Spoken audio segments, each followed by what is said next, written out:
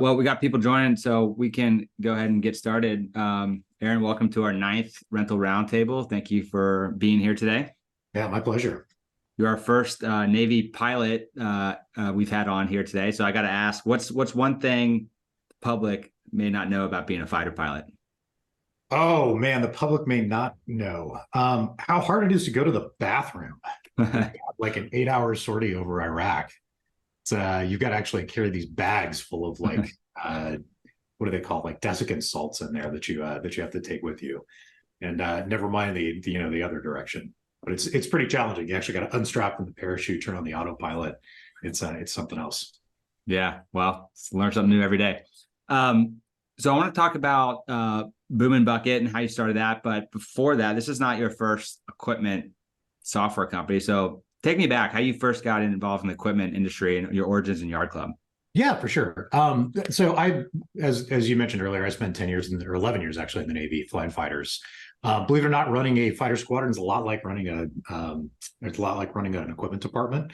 So you've got maintenance personnel, you've got uptime you got to worry about, you've got schedules that you're managing and maintenance cycles and all that sort of stuff. So it's actually a pretty good analogy just with different types of equipment, obviously.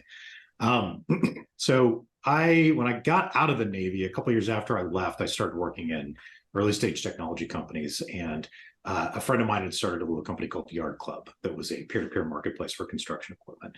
As I started taking a look at the industry and some of the challenges that they were facing, I saw a lot of analogies from my experience in the Navy. And so we scaled that company up to 5 different states, a couple $100 million in rental transactions, and it ended up being kind of like equipment management SaaS for equipment rental companies. And Caterpillar bought the company back in 2017. So that was kind of my introduction to the industry, was with that company. I led kind of the account management, go-to-market functions there. So was out in the field quite a bit with our rental partners, talking to contractors, hearing about some of their pain points, helping drive adoption of the YardClub application. So spent a lot of time out in the field with job sites and shops, where I saw everything from fairly modern equipment management software on big screens and pretty sophisticated practices, all the way down to chalkboards in the 21st century. So it's the discipline is sort of all over the place. Yeah, with some of the stuff we see every day too. So you sell the company in 2017. It's now 2023. What's happened in the meantime? We stuck with Caterpillar for a while. My partner Samir and I had always kind of kept our eye on the used equipment business, though. Sits pretty closely to the rental equipment business, as most of you know. We kind of kept getting pull from the industry around this problem. Caterpillar has its sort of cat used website that it aggregates all that business through the dealers, and that's sort of like that's the extent of it. It doesn't involve parts and service revenue. So we spun out about 3 years ago with a third partner by the name of Adam, who has a fintech background. He's launched a couple of billion-dollar e-commerce and fintech companies.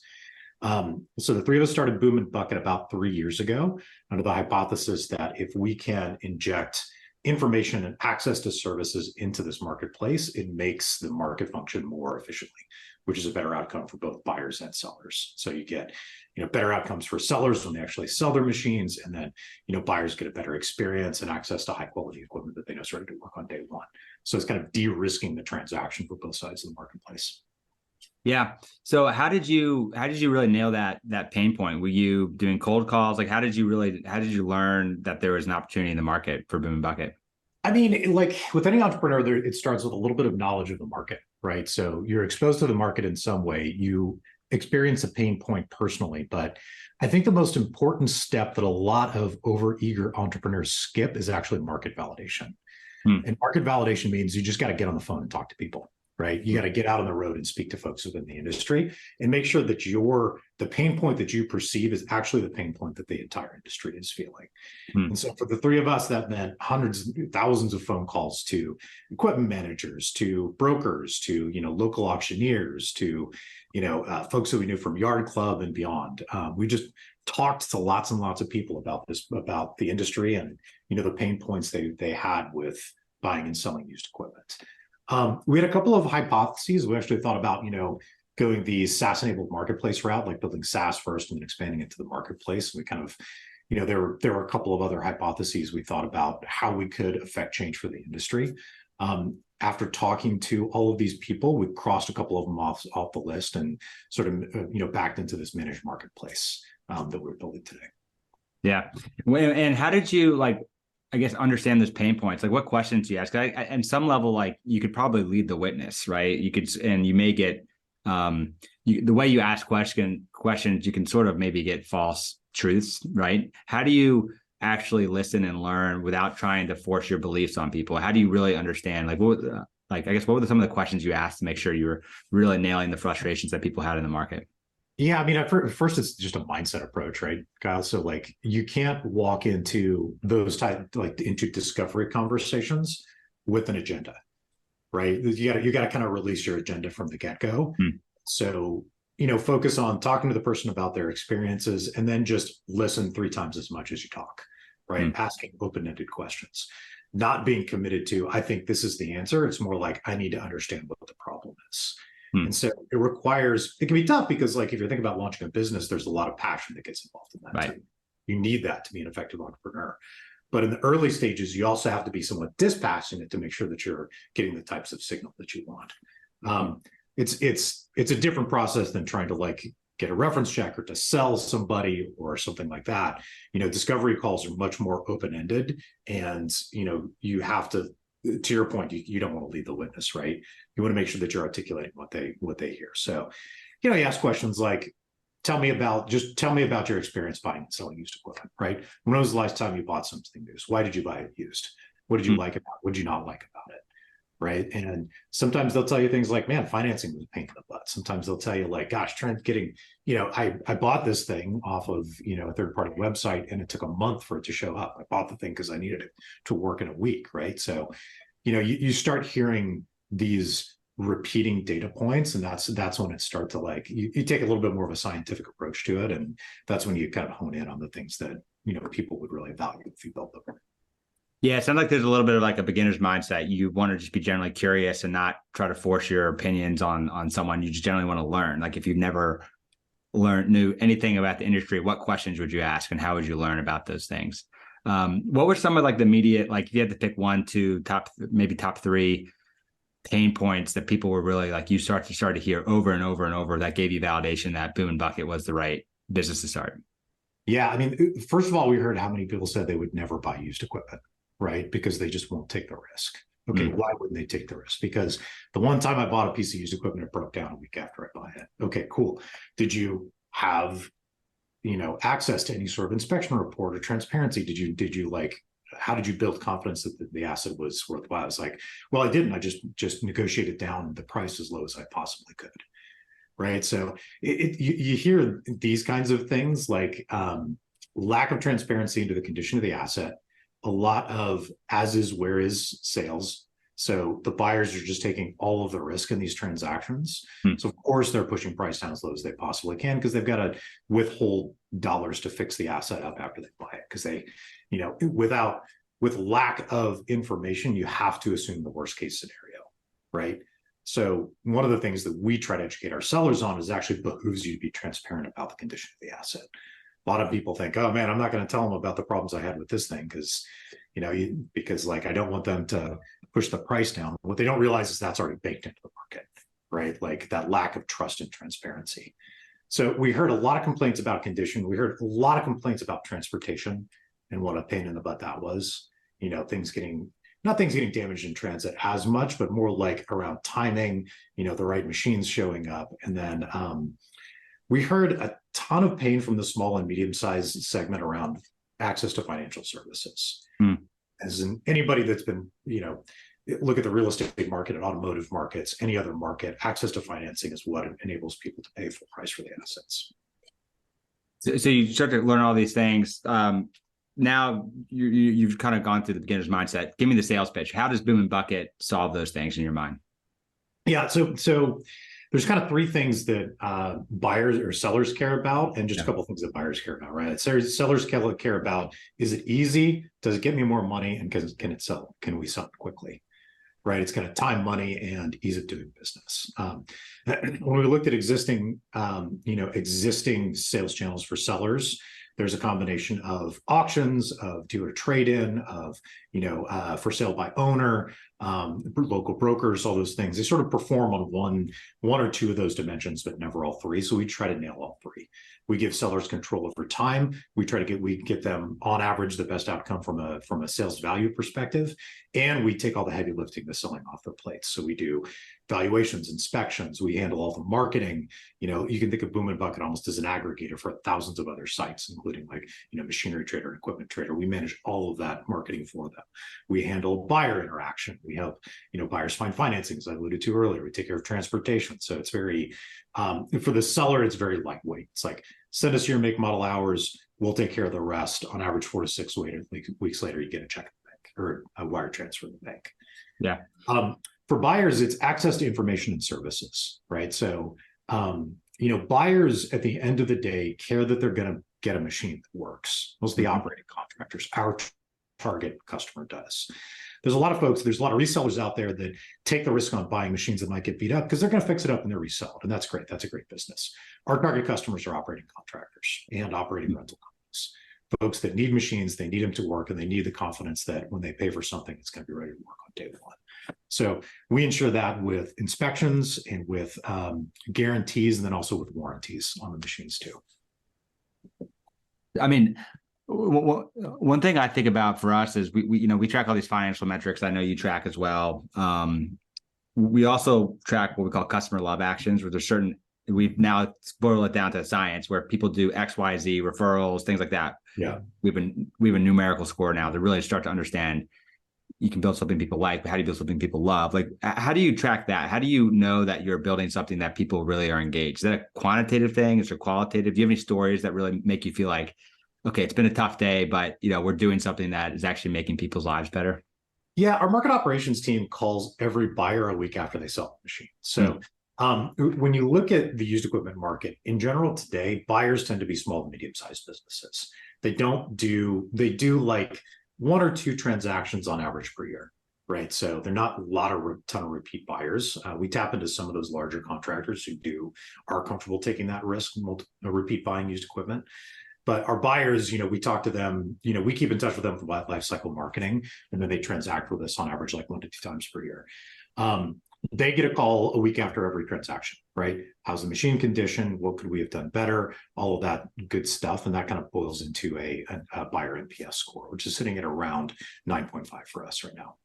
CSAT score, not NPS. So that's one metric we track very closely is buyer CSAT. And then our sellers tend to be repeat sellers because they are larger fleets. We have more of an account management approach with them. And so we run QBRs where we check in on the business. Honestly, Kyle, they vote by sending us more machines to sell. That's kind of like the easiest retention metric for us is share of wallet, growth and share of wallet. Yeah. I mean, that's what people ultimately vote, right? Is with their wallet. You guys have access to a lot of like cutting edge market data, probably faster than and earlier than a lot of people. What are you guys seeing in the market? It's October 18th, 2023. What does the used equipment marketplace look like right now? So the story for the last 3 years was supply chain constraints, right? So COVID drove supply chain constraints, which meant new equipment was not available, which meant that people were holding on to their used equipment longer, which trickled down into supply availability for used machines. Supply and demand, obviously, that meant prices were up on used equipment across the board for the last 2 years. That has started to uncork in the last 6 months. So typically where you see that action first is in the auction markets. Right. So auction markets are fairly instantaneous. You're going to see price declines. And that's what we see is sort of a reset to pre-COVID means right now in pricing. Some of the larger assets like larger dozers, big wheel loaders, there's still some supply chain lag there. So the pricing on those assets tends to still be somewhat elevated, but they're correcting to pre-COVID means. So we're kind of coming back to the pre-COVID normal right now. Now, from a demand perspective, like right now, Q4 2023, end of year tends to be a fairly heavy transaction volume time. For sellers, many of them run a calendar year. So they're trying to get some of their assets off the books at the end of the year, wrapping up build season towards the end, towards the beginning of Q4. So they're getting some of the underutilized assets off, or rotating them out of the fleet. And for buyers, they're often taking advantage of Section 179 tax breaks, where they can, depreciate everything if they buy it before the end of the year. So there's some good tax advantages to doing that too. So Q4 tends to be fairly busy. Yeah, well, let's start Q4. We have a question from someone in the audience. Do you guys do any business with independent rental companies? And if so, do they do more buying or selling on your site? Absolutely. So we do business with some of the RER20 as well as local rental companies too. I would say that the RER20 25 is probably like they're all sellers for the most part. Very rarely do they buy, because they have favorable pricing with the OEMs, and they have purchase buyer power there with those guys. So they're predominantly sellers through our site. The local and mid-market companies are actually a mix of buyers and sellers, right? So when we have access to good good equipment, they're always looking to those mid-market rental companies are looking for good assets to slot right into their fleets. Tend to shop late low, right? But not always, if they have like a lot of demand for a particular asset. And then we also work with them as sellers within our target markets too. Yeah, well, I think that leads us to one of our topics here I want to get to, which is buying used equipment as a small rental company. So, we get a variety of people on these types of webinars, people listening on Spotify, watching YouTube, but a lot of small, medium-sized rental companies. So if you put your hat on as a small rental company, you're the owner. How do I think about buying used equipment? What are some of the things that I need to look for? Yeah, I think the traditional wisdom was don't, right? And when did that change? When did the traditional when did that go out the in the last few years it changed because of COVID, because of the supply chain necessity before, right? Yeah, purely based on necessity. And I think what the position we've tried to take here is look, used equipment can be a very cost-effective alternative to new equipment, provided you have warranties, guarantees, assurances in place that the machine is ready to work. Rental companies treat their equipment like assets at the end of the day, right? And so it's I describe the equipment rental business to people outside the industry a little bit like buying a bond, right? So you buy the asset, you get rent. The rent is variable because you don't know if it's on rent or off rent. You have a payback period, and then you have some default risk, like if the machine breaks down, right? So it's the smart rental companies treat these machines like assets. And so what you need to look at is like the sort of mechanical equivalent of default risk when you're acquiring the asset, right? So making sure that it's priced appropriately, priced on market, and that you have assurances that the machine is ready to work on day one. That can be tough to do when you're talking about a $25,000 or $30,000 asset, like a skid steer or boom lift or something like that, right? Do you want to invest the time into like inspecting that machine? Do you want to take the risk on it breaking down? In some cases, these smart, smaller rental companies, they're trying to grow their business, right? And unfortunately, the truth of the matter is that the Uniteds and the Sunbelts of the world get first dibs on all new equipment, right? So a lot of our small and medium-sized rental companies are still saying, look, we still have 12 to 18-month lead times on machines. That's a great opportunity for you to acquire fleet that may be on the newer side. And the sort of insider baseball is a lot of the big rental companies overordered, right, during the pandemic. So a lot of these larger rental companies are rotating fleet out that's actually before their target their target sale window for it. Typically 5 to 7 years on those assets, right, is when the rental companies are rolling them out. So there's a lot of newer used equipment on the market right now that can be very appealing. I would say for the rental company that's looking to acquire used equipment, one, tap into the existing market data to make sure that you're paying a fair market price, right? If you're getting a great deal, you're getting a great deal. But remember, at the end of the day, it's about a fair price in any of these transactions. And market data should inform that decision, not any sort of like gut intuition or assurances from other people, right? Look at the data. The data's out there, it's available. So make sure that you're paying a fair price. And then to the extent that you can do business with a provider that provides, that gives, inspections and condition analysis and guarantees, and has the ability to sell you a warranty, like definitely do all those things to mitigate your downside risk. Yeah. And you used the term earlier, default risk. What does that mean exactly? I mean, default risk, like in a bond's terms, like is the business going to go bankrupt and not be able to pay its bond payments, right? Its interest payments. So for a machine, it's kind of like, hey, is that machine going to break down and not be able to pay you rent, right? By being out on a job site. That's sort of the rental equipment from an asset perspective. And so you want to minimize that default risk, breakdown risk by doing the diligence upfront and ensuring that the asset's in good condition. Things like oil sample analysis, inspection reports, maintenance history, coming from a reputable fleet, all of those things can help de-risk that purchase for a potential rental buyer. Yeah. And how do I find that information? Is that on the boom and bucket side? Is that just diligence I need to do when I'm buying equipment? Like, how do I think about that? Depends on where you're buying it from, right? So on Boom, if you go to Boom and Bucket's website, you get complete transparency into those assets for the stuff that we list through our process. So you get access to all of that information for free. Many other providers do have those details too. You can always ask a potential seller for maintenance history. Larger rental companies will be able to export that from their CMMS. You can see, a visual analysis of the machine is always useful, but it only goes so far, right? Access to those oil sample reports and maintenance history really kind of like lets you know that the asset's in good condition. Yeah. And what about like just total hours of use? I think we talked previously, 2,000 hours, it's it's not the same always, right? It's been dependent on how it's operated. How do you think about that? Well, so the price of any asset is going to depend on its effective age, right? Yeah. So what's the model year and how many hours does it have on it? So those are kind of like the two most important inputs, kind of upfront, and to establish you're paying a fair market price, because you're thinking about how much utilization is left on the asset that you can rent it out. So that's just kind of like the core component of hours for how you're thinking about buying it. Now, to your point, application set also matters, right? So a 2,000-hour excavator that's been doing demo work is probably in very different condition than an excavator that's just been making soft sand at an aggregates plant or something. Right. So that's where previous usage history kind of comes into the fact too, and that's where those condition analysis and maintenance history helps there too. Warren Buffett's talked about essentially just don't being stupid. like don't take yourself out of the game. Don't make really stupid mistakes. What are some of the red flags or pitfalls people can make when buying used equipment? What are some of the things you do all these things, right? Stay in the middle of the lane, but what are the things that go wrong? How do people make mistakes from buying used equipment?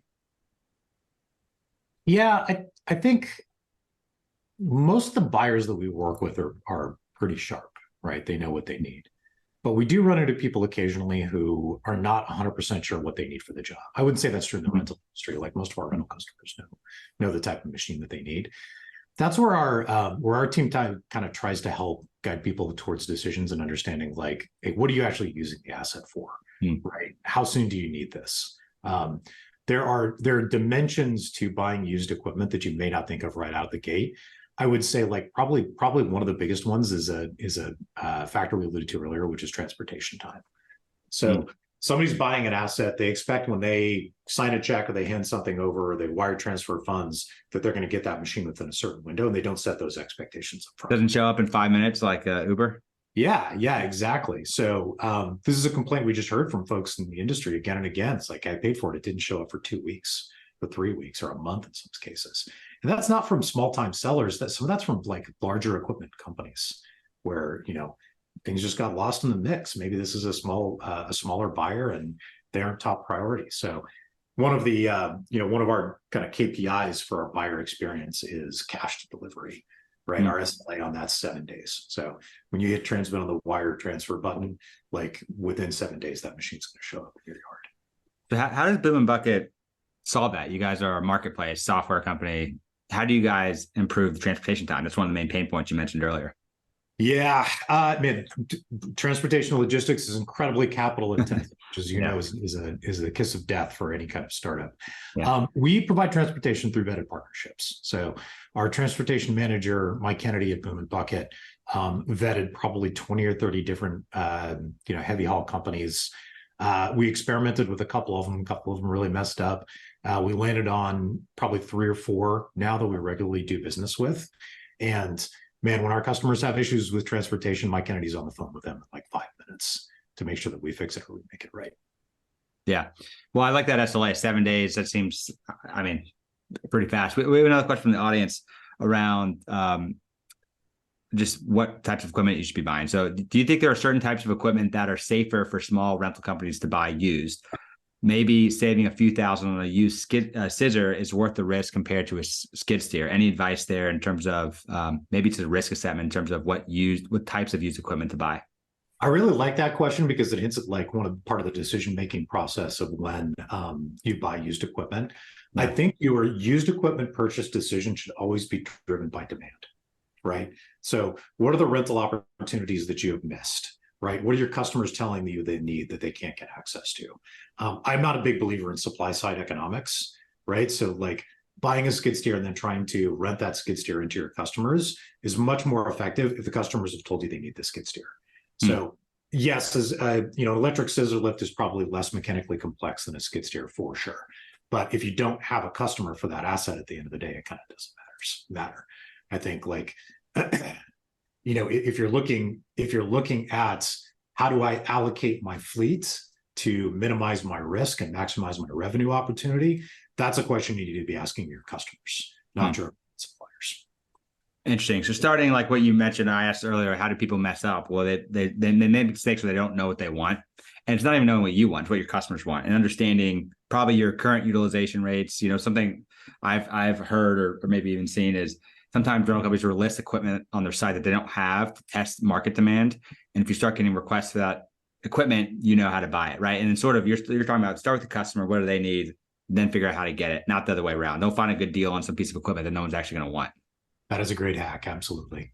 And you can do like people who feel uncomfortable with stuff like that. Guess what? You can always find a re-rental, right? You can always. Well, that's what they do. They put stuff on it that they know they can re-rent, even if they don't own it. They're not trying to be unethical and say, "Oh, sorry, we're stocked out just today," right? But it's sort of a half step before they actually make that purchasing decision, which is expensive. Totally.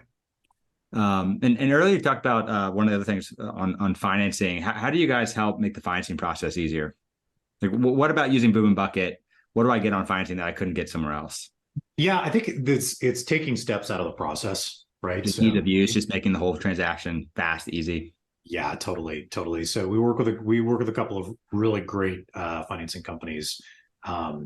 We've driven as much of that process online as possible through secure portals so that people don't feel uncomfortable sending documents over faxes and stuff like that. The other piece is time. Remember, we kept talking about time.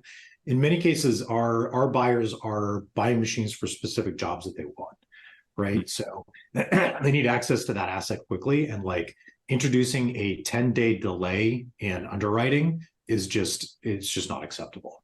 Right. So we work with providers that can do turnaround pretty quickly, pay for the assets, so we can get it in the user's hands as soon as possible.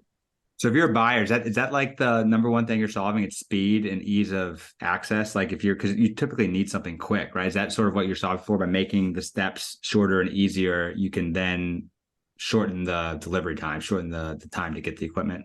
I'd say it's one of our biggest buyer value propositions for sure. I think more importantly is just trust and assurance that the machine is going to be ready to work on day one. That's the most important piece. Yeah, it's ease of use, but but the number one thing, it's got to work, and it can get there fast. But if it doesn't work, you just lost even more time, right, on a job site. Getting the right asset at a fair price and getting access to it quickly.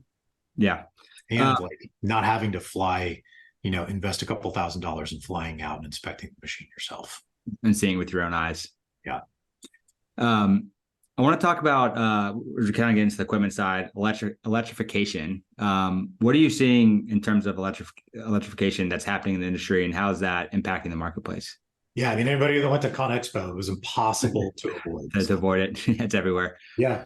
It's interesting, electrification and autonomy have been kind of the two big trends in the industry over the last probably 5 to 10 years. And it seems like electrification really leapfrogged at this last ConExpo. Obviously, very hot topic in the industry. We work with a couple of tier 2 OEMs to help sell some of their electric equipment.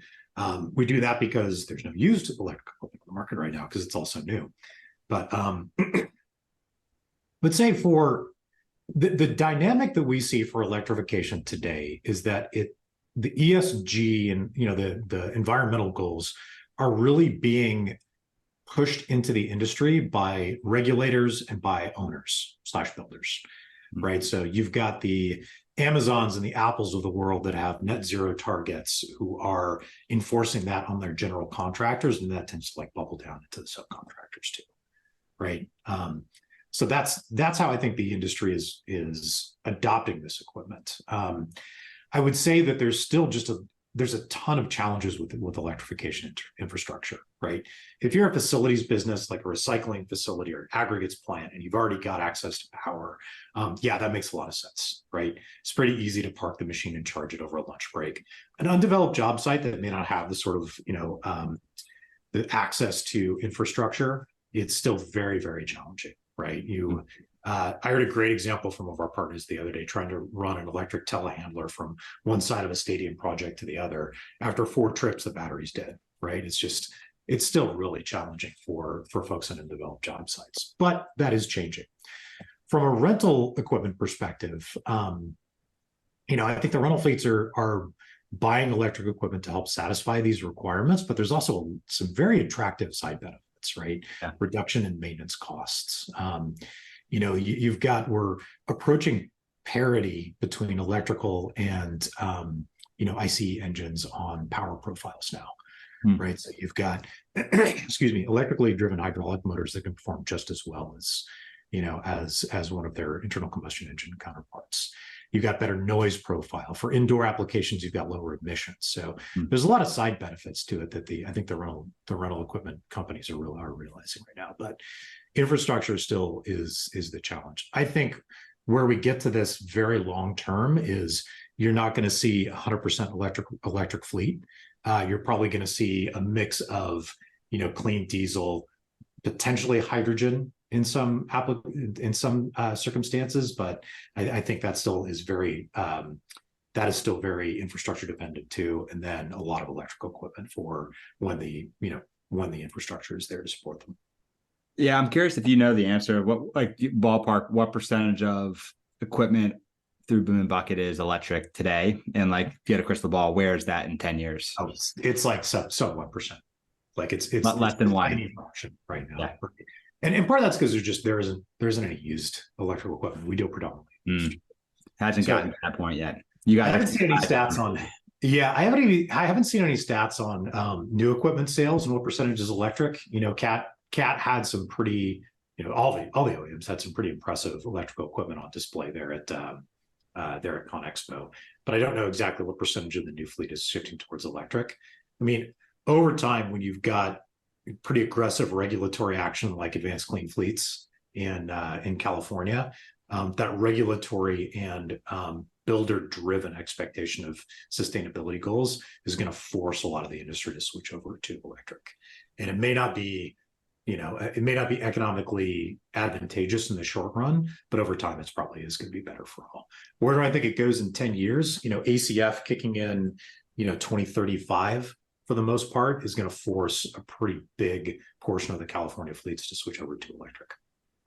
So if you had to guess a number, we're doing the Rental Roundtable in 2033. It's episode number 2000.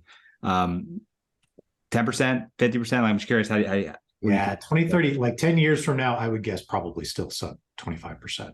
Yeah, but it's moving there. It just takes a long time, especially on the used equipment, like you said, right? It's got to flow through the whole system to get to you guys. Yeah, exactly. I mean, what I do see though, Kyle, is other states starting to take more aggressive measures like California, right? So Maryland is a good example, more incentives for electric fleet. And I think there's a tough path here because, Tesla sort of led the electric auto, revolution because they built something that was really sexy and people wanted to drive it, right? And there's a lot of virtue signaling around driving electric vehicles. Yeah. I think when you look at, business applications for these things, there has to be a very, very clear economic story.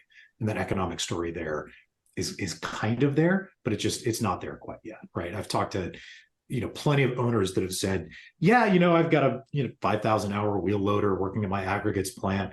I could probably replace it with a new piece of electric equipment, but man, that's just it's a big cost just to reduce emissions, right? Without real incentives from the states or more aggressive regulatory action, I don't think you're going to see like rapid adoption of these machines. But that is changing. Yeah, I mean, with the Tesla, it was sort of you were pulled to it, right? And it sounds like right now there's not really a pull. There could be a push, maybe with incentives, tax incentives will get you there, but it's not really. It doesn't sound like people are necessarily excited about. I want to electrify my fleet just to do that. Like maybe you would feel for buying a. I mean, the push is coming to some degree from from the builders, from the Apples and the Amazons and the folks that are building headquarters and stuff, right? So they're providing some push there, but I don't see it as like really tipping over just yet. Yeah, so it sounds like the governments can push this with incentives, but also some of the larger corporations will push it as well. Those are the two angles that will sort of drive some of this. Yeah. Dustin said, "I'll have to rent a generator to power my electric machine on the job." So I know, right? It's like, what are you actually accomplishing if you're running an piece of electric equipment? You're accomplishing the ESG goals. I mean, I've seen some interesting stuff, like folks shipping Connex boxes full of batteries to job sites so that they can charge the machines. Like the mines, some of the mines are running electric equipment successfully by swapping out battery trays, right? So they can. So you said the mines. I thought you said the Mayans. Like no, mines. Yeah, 500 years ago, so mines are running some good stuff by swapping out battery trays, and that makes a lot of sense because like reducing emissions inside of a closed mine is obviously a good thing. But yeah, for your general construction kind of out on the job site without any sort of access to electrification, it can be a little bit challenging. Now, between you and me, Kyle, like these machines, most job sites don't run machines for 8 hours straight.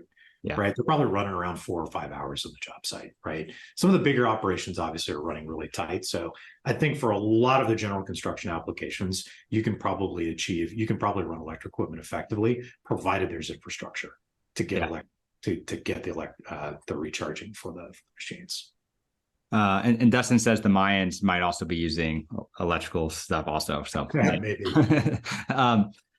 So I'm just interested. You go to ConExpo, all this electrical stuff. No one really wants it. Like, do you think this in some sense is a fad, or do you think this is actually here to stay long term? No, for me, it's not a question of whether, it's a question of when. Yeah. Right. Your question around 10 years was apt, right? So I think, the OEMs are smart. They wouldn't have invested all this money in developing this, the capacity to build these machines if they didn't think that there was demand. So people are going to be buying these machines. And actually the EU is driving a lot of this too, right? You see this is higher in Europe than it is in the US? Absolutely. Yeah.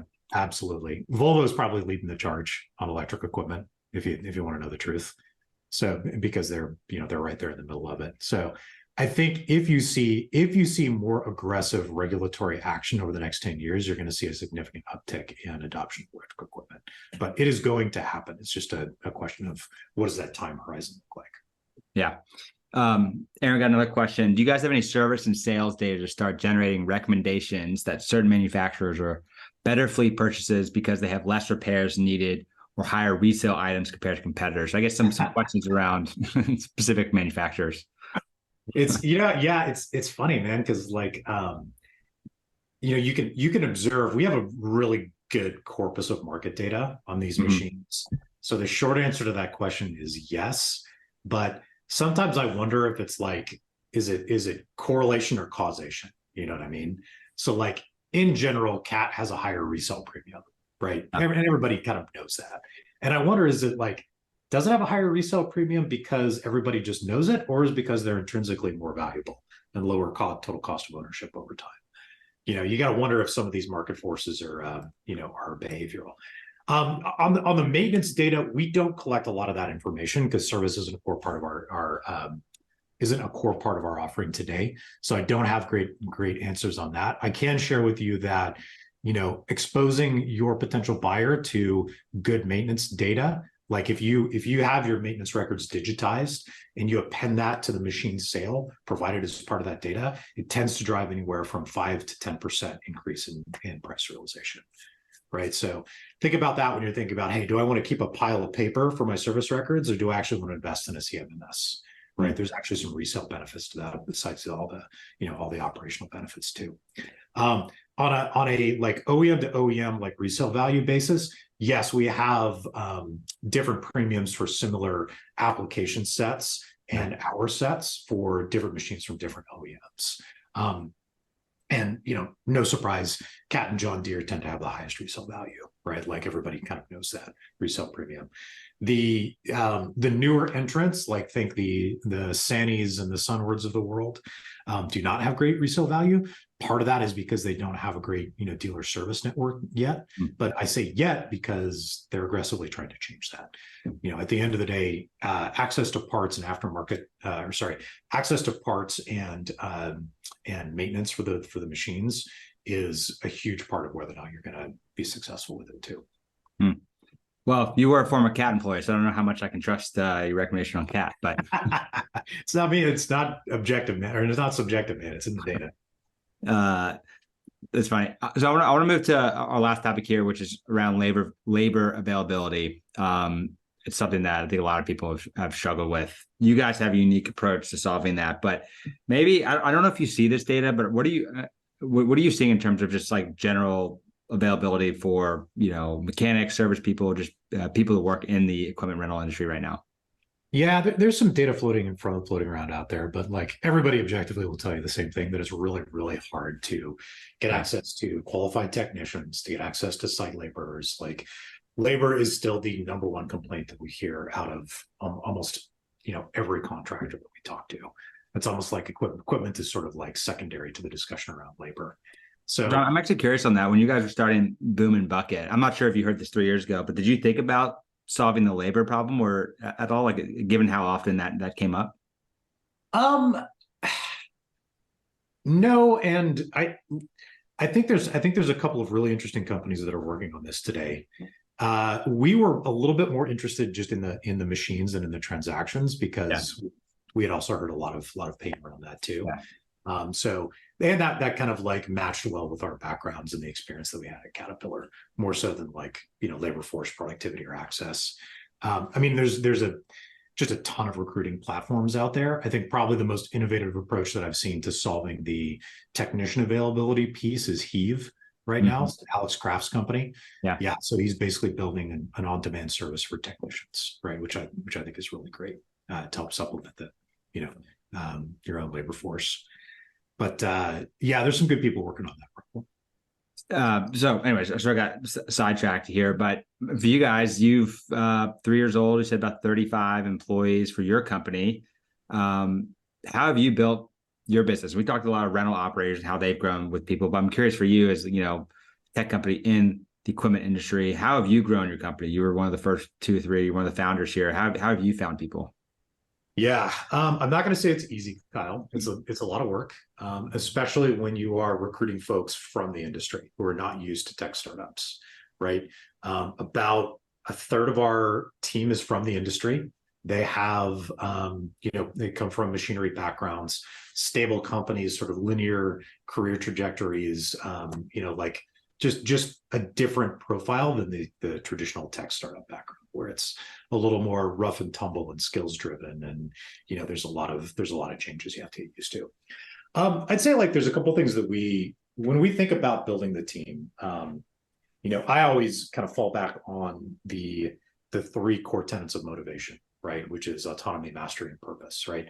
Autonomy meaning that you can operate independently, you don't get micromanaged. Mastery meaning that you're growing your skill sets, and then purpose, understanding how your contributions affect the overall success of the company. So let's talk about this. So autonomy. One of our values is get in the cab, which is ownership, right? We look for a high degree of ownership of the folks that bring to the bucket. A lot of equipment companies are run on sort of the command and control style of management, right? You get told exactly what to do at exactly what hours, and then that's what you do. That's your job. And like I was in the military for a decade, right? Like I understand where that kind of mindset comes from.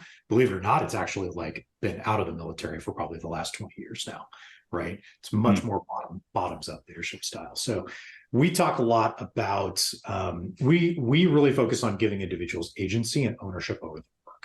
We talk a lot about directly responsible individuals, right? If you're a DRI, that means that you own a specific part of the business, you have budget, you have decision-making authority, and you have an expectation of results, right? We believe that that's how people like to work, right? They like to work independently and solve problems.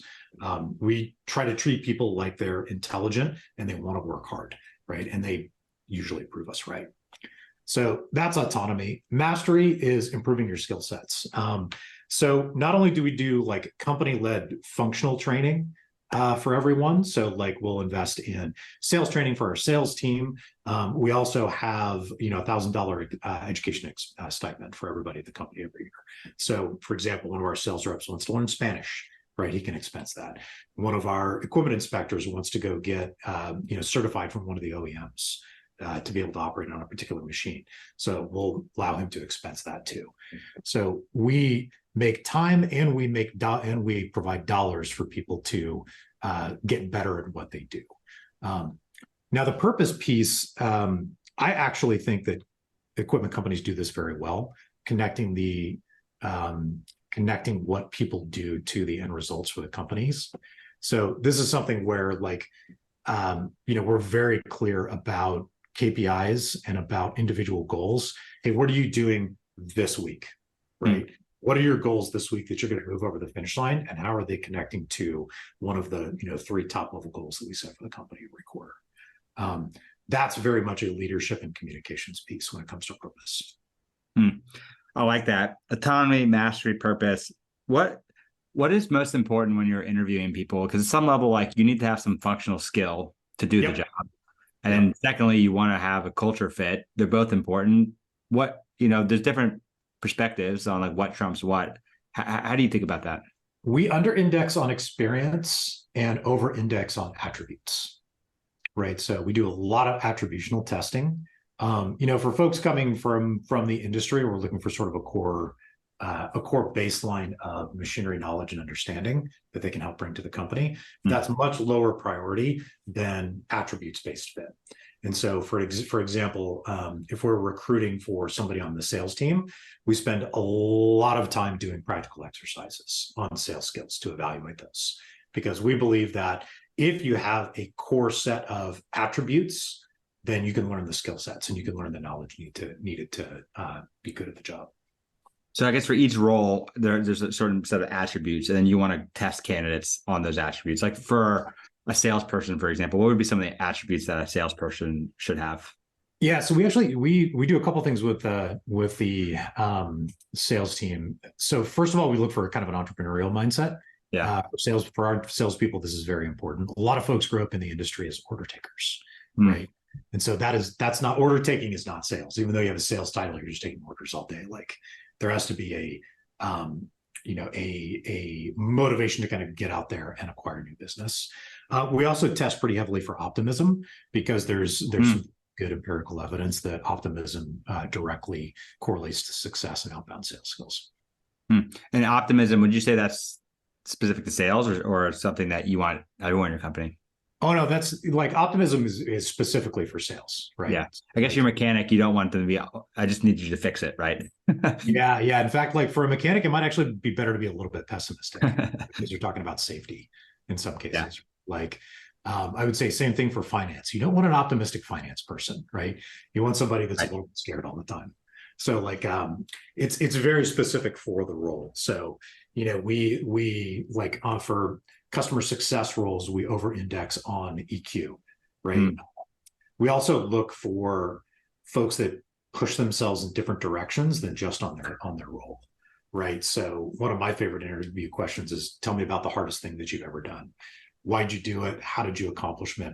What did you learn from it, right? And so some of the most interesting answers I've gotten to that question are typically things along the lines of like, yeah, I decided I wanted to run a marathon a couple of years ago, or I wanted to learn how to play a new instrument, or I wanted to learn jujitsu, right? So those make for kind of more interesting people, one, to work with, but two, it also shows the sort of curiosity and self-driven achievement that we look for in people at the company. I like that question. How would you answer that? What's the hardest thing you've ever done? Oh, easy. Learning how to land on an aircraft carrier. Absolutely. Why did I do it? Because I wanted to be a Navy fighter pilot. That's what you have to do. I actually was not like gifted at it from the get-go. It was actually quite difficult for me. So I had to go to the training command and ask for extra training. What's it like the first time? Just kind of tangent, but like you're landing for the first time solo. There's not a margin of error. Is that just Oh yeah, it's a fine terrifying. thing? Absolutely terrifying. Yeah, So after yeah. you do First that, time. starting a company is like a walk in the park, right? I would not say that. It's a different kind of terrifying, I guess. No, I like landing on an aircraft carrier actually gets fun in the daytime after you've done it a few times. You get comfortable in the pattern. It's daytime. First few times you do it, it's pretty harrowing, and then you get comfortable and it's good. Landing on the carrier at night is never fun. I don't think anybody's told me they really enjoy that. Does it become, I imagine it's never easy, but does it become easier the more reps you do it? Yes. Yeah, absolutely. Proficiency is key when you're flying airplanes. Yeah. Yeah, I can imagine. It's not as easy as I watched Top Gun. I guess it's not that easy. One of the things we talked about earlier at a previous call was just around like, you found the people, how do you actually like close them to bring them onto the team? What you've told me, right? You pay on market, you don't pay above market. How do you, right? If you had a limited budget, you can pay anyone anything. You can get them to come to your team pretty much. But knowing that you're not going to overpay, you're going to pay what the market dictates. How do you actually close people who you've identified as an A player, someone you want on the team? Yeah, so it's important to talk about comp. Like you got to make comp decisions with data, right? And so we pay on the way in, we pay people a fair market rate for their experience set and for the role that we expect them to do. And then we aggressively reward overperformers. So people that come to Boom and Bucket and they do a really good job and they knock it out of the park, they're making a lot more money, right? We believe that is fair, right? You should overcompensate your overperformers. So compensation is very much a data-driven decision. So how do we close, I think is the question that you said, right? So we make sure that we provide fair market rates, but like people who are only excited about money will probably be with your company for about 6 to 18 months until they get a better offer, right? So you got to make sure, one, that the people that you're talking to are excited about what you're doing for the industry also. So every recruiting call that we do, every interview that we do is partly a pitch and partly an assessment / evaluation, right? So we want to get them excited about what we're doing and also make sure that they're a good fit for the company. So this is kind of the philosophy we have with all of our interviewers at Boom Bucket, right? You should be doing a little bit of pitching and a lot of evaluation. Interviewers, like when people interview at Boom and Bucket, they should feel like it's hard, right? I don't want them to walk out of a interview with Boom and Bucket feeling like it was a cakewalk. I think they should feel challenged, and they should feel like, wow, this is an A team, right? Like A teams don't set low bars, right? They make sure that people are pushed if they want to join. So that's sort of the interview ethos that we inspire. And then when we go through multiple rounds of interviews, we diligence pretty heavily. We do, blind and provided reference checks. We do all of that stuff. So we invest pretty heavily in evaluating somebody up front. And then once we make a decision, we go all out to close them, right? And so that includes calls from the founders, calls from the rest of the team. It includes like everybody in the company ends up sending somebody a congratulations email, right? Like text messages, calls, all that sort of stuff to make them feel special and wanted. Because when we give the thumbs up, we really want somebody to join. It means we invest a lot of time in moving forward. Yeah, I like the idea of challenging people. Like if it's too easy, you're not doing your job. And but then once you've decided, bring out everyone to close. Well, I think we're just wrapping up on time here. We've talked about people, we've talked about machines. That was the I guess the topic for today. I've got two final questions. One is, what's the future of Boom and Bucket? It's been a great 3 years from what I can tell. I've followed you from before you even started this, right? What's the next 3 to 5 years look like for the company?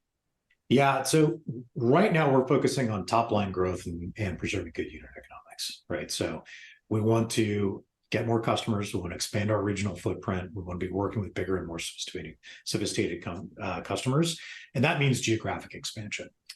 We're focusing 100% on driving transaction volume in Q4, but I think what you're going to see in 2024 is a bigger geographic footprint out of Boom Bucket. So more of our sales reps in the field, more customers. We're kind of concentrated on the West Coast right now, and a couple of national level customers too. So we want to start moving more east. Now that's sort of like the go-to-market piece. From a product perspective, there's some really, really interesting things that have been happening behind the scenes, right? Because the core of, you go to boomandbucket.com and you find an e-commerce website, right? That's what we do, right? Like it's an e-commerce front end. We run a pretty sophisticated marketing engine. We've got a pretty big, engaged user list at this point too. And that's great. It's a technology powered buying and selling service. But I think like the really interesting stuff that we're bringing to market over the next 6 to 12 months is going to be around that market intelligence and insights that we talked about before. So we have about 20,000 people per day coming to Boom and Bucket. Wow. That is providing us with, because we've instrumented the website from the get-go like a true e-commerce website, that means we're getting some really, really interesting demand side data on who's looking for what machines and what geographies at what price points. So you can kind of see like where this goes over time, right? You can match that with insight into a seller's fleet and the types of stuff they're thinking about selling via logged in experience. We're also surveying the entire market of used equipment to provide near real-time valuation data for customers for retail and auction markets. So you take that demand data combined with pricing data combined with supply availability, that gives you the ability to do some really, really interesting technology stuff in the future.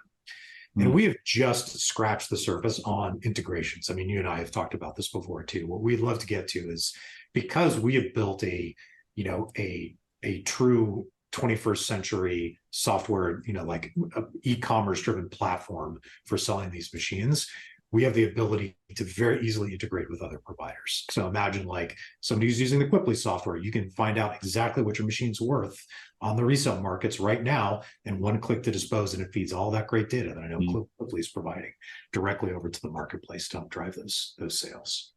So that's the stuff we're getting to next year. Well, let's talk. I'm excited about that. I mean, it sounds like ultimately you guys become a data company. You start with e-commerce, but you become a data company over time. That's sort of, by summarize it in a nutshell. Is that fair? Well, any technology company that is not doing something interesting with data is probably going to not a tech company, or they're 2001 tech company. Yeah. At the end of the day, we are a managed marketplace for used equipment, right? Like we help people buy and sell assets.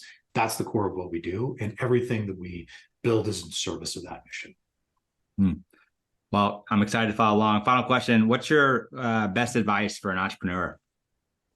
Oh, boy. I mean, we talked about it before, is, make sure that you're doing the diligence to ensure that what you're excited about is actually something that the market really needs.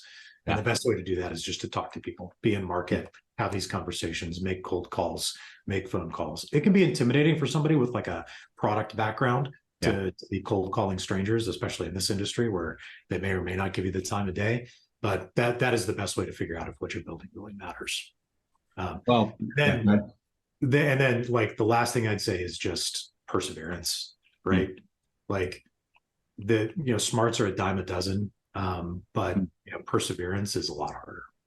And everyone can have that. That 12 out of 12 can have perseverance. You have to develop the skill though, right? Well, that's how we started too. I'm an introvert and a product person, so I've done it. You've done it. The cold calls aren't fun, but that's how you validate the market. Well, Aaron, it's been great having you on. Thank you for coming. Excited to follow along. I've seen you from day zero, and excited to see the next generation of Boom and Bucket. My pleasure, Kyle. Yeah, thanks for joining. Okay, good talking with you. Sounds good. Thanks, everyone.